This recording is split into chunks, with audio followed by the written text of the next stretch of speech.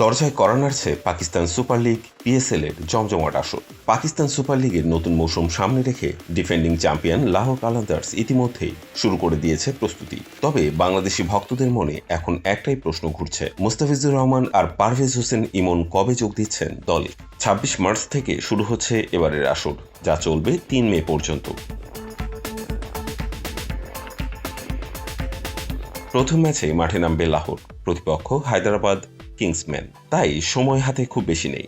এ কারণেই আগেভাগে প্রস্তুতি শুরু করে দিয়েছে দলটি। ইসলামাবাদের স্মার্ট কালেন্ডার্স হাই পারফরমেন্স সেন্টারে ৩ দিনের একটি কন্ডিশনিং ক্যাম্প করছে লাহোর। এখানেই নিজেদের ঝালিয়ে নিচ্ছেন খেলোয়াড়রা। ব্যাটিং, বোলিং, ফিটনেস এবং সব দিক থেকে নজর দেওয়া হচ্ছে। ক্যাম্পের প্রথম দিন থেকেই ছিল ব্যস্ততা।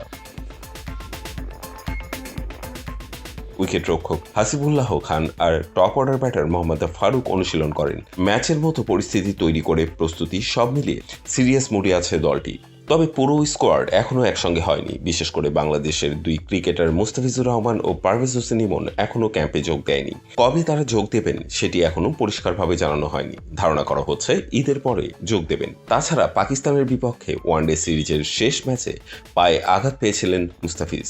সে কতটা উন্নতি হয়েছে তা এখনও জানা যায়নি। দলের মালিক সামিন রানা অবশ্য পুরো বিষয়টি নিয়ে খুব বেশি চিন্তিত নন। তার মতে মূল লক্ষ্য এখন দলের মধ্যে বোঝাপড়া তৈরি করা। তিনি বলেন, আমরা এই কন্ডিশনিং ক্যাম্প শুরু করেছি যাতে খেলোয়াড়রা একে অপরের সঙ্গে দ্রুত মানিয়ে নিতে পারে। সময় খুব কম, তাই এই সুযোগটা কাজে লাগাতে চেয়েছে। সামিন রানা বলেন, ঈদের বিরতির পর আমরা আরও 2 দিন একটি ক্যাম্প করব যাতে খেলোয়াড়রা প্রস্তুতি চালিয়ে যেতে পারে এবং টুর্নামেন্টের আগে নিজেদের ছন্দ ধরে রাখতে পারে। এই ক্যাম্পে শুধু মূল দলের খেলোয়াড়রাই নয়, তরুণদেরও সুযোগ দেওয়া হয়েছে।